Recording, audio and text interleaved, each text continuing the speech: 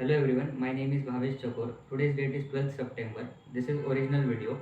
The topic of this video is polymorphism. So the word polymorphism is a combination of two words, poly and morph. Poly means many and morph means form. So these features allow to perform a certain task in different ways. For example, depositing money into bank. So one way will be you can deposit into cash deposit machine, or you can deposit it into counter by filling form, or you can drop a check into check box. In all of these ways, the amount of money which are depositing in bank is the same, but there are different ways. So there are two types of polymorphism: a compile time polymorphism and a runtime polymorphism. So to perform a polymorphism in Java, there are two methods: method overloading and method overriding. So the difference between them is when two or more methods with same name with same name and different parameters are created in one class, then it is known as method overloading.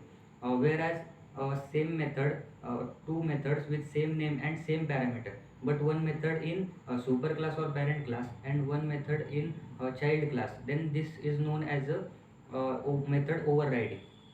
So let's understand it by one example. So first of all, we created a one class named arithmetic. So in this arithmetic class we created three methods naming addition. So all three methods have same name, addition, but as per rule uh, we can't write two methods with same name. So to differentiate among this, we can pass a different arguments we can pass different arguments to differentiate this method. So first method will be with zero arguments, second method will be with one argument, and third method will be with two arguments. So while at the time of object creation, by passing different arguments, we can access these different methods. So this is known as a method overloading. So in method overriding, one example will be, for example, we created a one class that is bike, and one class that is splendor. The bike is a super class, and splendor is a child class. So child class extends super class. So this both the class have one method named run.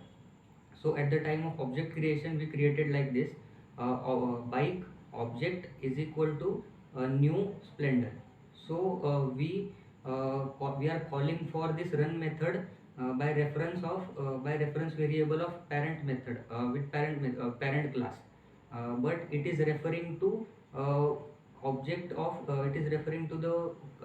of subclass, or method of a subclass. So it overrides the parent class. So this subclass is invoked at the time of a runtime. There That's why it is known as a runtime polymorphism. Whereas a static method is when static method is overridden, then it is known as the compile time polymorphism. So to forcefully invoke a parent class method, we have to write a super keyword at the time of method in the method overriding statement. And that's all with the polymorphism. Thank you.